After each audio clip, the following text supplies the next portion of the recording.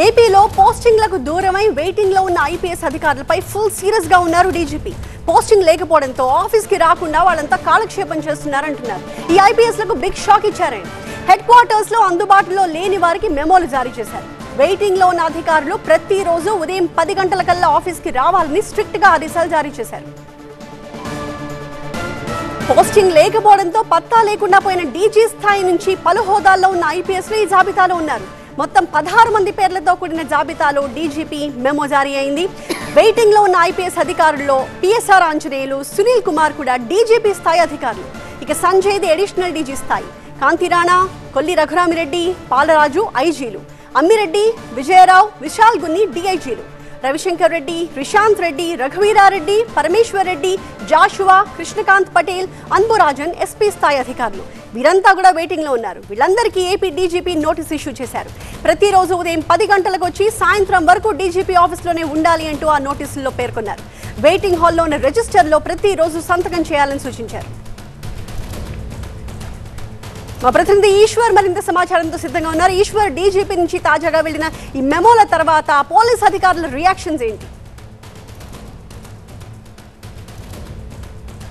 సాధారణంగానే పోలీస్ అధికారులు ఎవరైతే మెమోలు అందుకున్నారో వాళ్ళు కొంత నెగిటివ్గా రియాక్ట్ అయ్యే అవకాశం ఉంటుంది. ఇట్లాంటి పరిణామాలు గతంలో ఎప్పుడూ లేవు. కేవలం గతంలో చోటు చేసుకున్న రాజకీయ పరిణామాల నేపథ్యంలోనే మా పైన ఇలాంటి కక్ష సాధింపు చర్యలకు పాల్పడుతున్నట్టుగా వాళ్ళు కామెంట్ చేస్తున్నట్టుగా సమాచారం అందుతుంది. వాస్తవానికి సర్వీస్ రూల్స్ ప్రకారం అయితే ప్రభుత్వం నుంచి జీతం తీసుకుంటున్న ఉద్యోగులందరూ ఖచ్చితంగా ఉదయం 10 గంటల నుంచి సాయంత్రం 6 గంటల వరకు వాళ్ళకి నిర్దేశించిన విధుల్లో ఖచ్చితంగా పాలు పంచుకోవాలన్నది సర్వీస్ రూల్స్ చెప్తోంది. కేవలం దాని ప్రకారమే అందులోనూ పెద్ద స్థాయిలో ఉన్నారు, వాళ్ళ సర్వీసెస్ని ఉపయోగించుకోవాల్సిన అవసరం రాష్ట్రానికి ఉంది. ఈ నేపథ్యంలో ఒక్కసారిగా వీళ్ళందరూ ఇన్ని రోజుల పాటు రాకుండా పోతే ఎలా అన్నది డీజీపీ చెప్తున్నమాట. అందుకే ఖచ్చితంగా వాళ్ళందరూ ఉదయాన్నే డీజీ స్థాయి అధికారులు ఉన్నారు, అడిషనల్ డీజీ అధికారులు ఉన్నారు, ఐజీలు, డిఐజీలు, సీనియర్ ఎస్పీలు ఉన్నారు.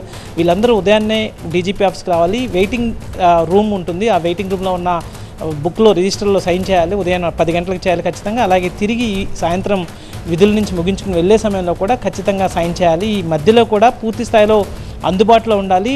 ఏవైనా అత్యవసర పనులు వస్తే డీజీపీ చెప్పిన పనులకు అటెండ్ అవ్వాల్సి ఉంటుంది అన్నట్టుగా చాలా స్పష్టంగా మెమో ఇచ్చారు. బ్యూరోక్రటిక్లో సిస్టంలో ఇట్లాంటి మెమోలు చాలా ఆసక్తిని కలిగిస్తుంటాయి. వీటిపైన చాలా ఆసక్తికరమైన చర్చ కూడా జరుగుతుంటుంది. ప్రస్తుతం అదే చర్చ సెక్రటేరియట్లో కూడా జరుగుతుంది. ఎందుకంటే ఇంత స్థాయి డీజీ స్థాయి అధికారులు కావచ్చు, గతంలో ఇట్లా మిగతా అధికారులు కానీ ఈ స్థాయిలో ఇట్లాంటి మెమోలు ఇచ్చిన సందర్భాలు చాలా అరుదుగా ఉంటాయి. సో ఈ నేపథ్యంలో రేపటి నుంచి వాళ్ళు ఏం చేయబోతున్నారు, ఖచ్చితంగా హాజరవుతారా లేదా అన్న పెద్ద డిస్కషన్ కూడా సెక్రటేరియట్లో అవుతున్న పరిస్థితి కనిపిస్తుంది. సో చాలా ఆసక్తికరమైన పరిణామంగా చూడాల్సిన అవసరం ఉంటుంది. ఎందుకంటే అందులో 2 డీజీ స్థాయి అధికారులు ఉన్నారు. మొత్తం 16 మంది జాబితా ఉంది. సాధారణంగా ఇట్లాంటి వెయిటింగ్లో ఉన్న వాళ్ళు, పోస్టింగ్ కోసం వెయిటింగ్లో ఉన్న వాళ్ళు మొబైల్ కమ్యూనికేషన్లో ఉంటారు. ఏదైనా అత్యవసర పనుల నిమిత్తం వాళ్ళు సర్వీస్కి విధులకు హాజరు కావాల్సి ఉంటే వాళ్ళకి ఫోన్లో సమాచారం ఇస్తారు. ఆ తర్వాత అటెండ్ అయ్యి వెళ్తుంటారు.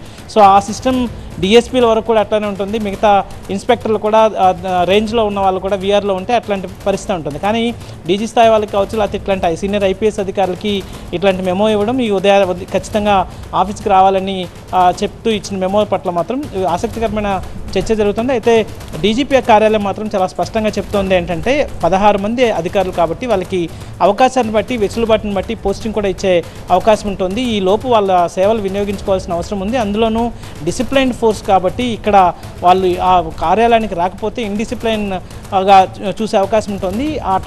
అట్లాంటి పరిస్థితి తలెత్తితే అది మిగతా అన్ని శాఖల మీద కూడా ప్రభావం ఉంటుంది. అందులోనూ పెద్ద కేడర్లో ఉన్న వాళ్ళకి ఒకవేళ అట్లాంటి పట్టింపులు లేకపోతే కింది స్థాయిలో కూడా అలసత్వం వచ్చే అవకాశం ఉంటుంది. కాబట్టి దాన్ని నివారించడానికి మాత్రమే ఎలా చేస్తున్నామని చెప్పి డీజీపీ కార్యాలయం చెప్పే ప్రయత్నం చేస్తుంది. సో ఈ నేపథ్యంలో రేపటి నుంచి అధికారులు వస్తారా, లేకపోతే వాళ్ళు ఎట్లాంటి సమాధానం ఇవ్వబోతున్నారు చూడాల్సిన అవసరం ఉంది. రేపటి నుంచి వెయిటింగ్ లిస్ట్, డీజీపీ కార్యాలయం వెయిటింగ్ రూమ్ పైన అందరి దృష్టి ఉండబోతుంది. వాళ్ళందరూ వచ్చి ఎట్లా ఉండబోతున్నారు, వాళ్ళు ఎలాంటి సమాధానం ఇవ్వబోతున్నారు చూడాల్సిన అవకాశం కనిపిస్తుంది. Right, thank you Eshwar.